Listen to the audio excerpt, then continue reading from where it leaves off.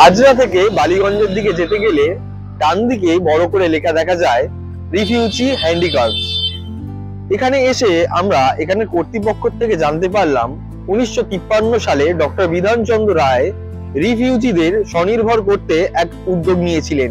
তাদের তৈরি হাতের কাজ বিক্রি করে তাদের স্বনির্ভর করার চেষ্টা তিনি করেছিলেন এবং সেই রিফিউজি হ্যান্ডিক্রাফটস এখনো পর্যন্ত চলে আসছে। তবে এখন রিফিউজির সমস্যা না থাকলেও যে সকল প্রত্যন্ত গ্রামের মহিলারা স্বনির্ভর হতে চায় তাদের নিয়েই এই রিফিউজি হ্যান্ডিক্রাফট চলে। এখানে বিভিন্ন ধরনের স্বনির্ভর মহিলাদের হাতের কাজ বিক্রি করা হয়। এখানে রয়েছে কচুরিপানার কাজ, রয়েছে তামার কাজ, বিভিন্ন ধরনের কাজ এখানে কিন্তু আসলে পাওয়া যাবে। ঘর সাজানো থেকে শুরু করে শাড়ি, বিভিন্ন জিনিস কিন্তু এখানে এলে পাওয়া যাবে।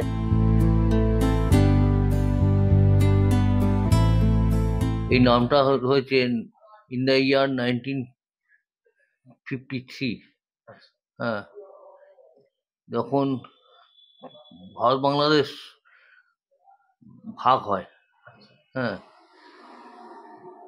সেই সময় ভারতের যখন যারা রিফিউজি হয়ে আসে তাদের রিহ্যাবিলিটেট করার জন্য তৎকালীন চিফ মিনিস্টার প্রয়াত ডক্টর বিধানচন্দ্র রায় এটা ওপেন করেছিলেন।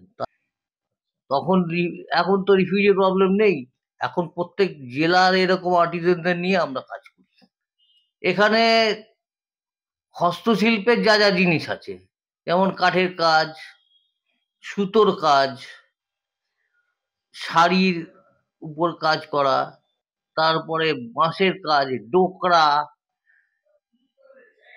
তারপরে এই রিলেটেড যা যা যেগুলো আছে, তামার কাজ, এই সবগুলোই নিয়ে আমরা কাজ করি।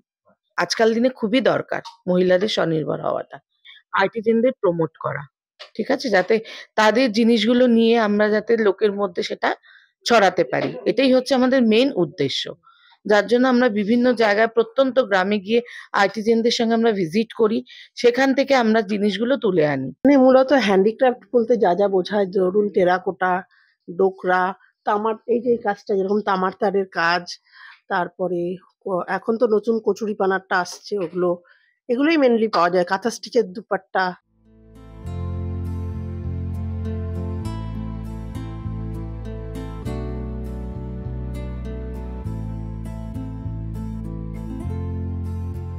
আজকাল.in এর জন্য অভিষেক সিংহ।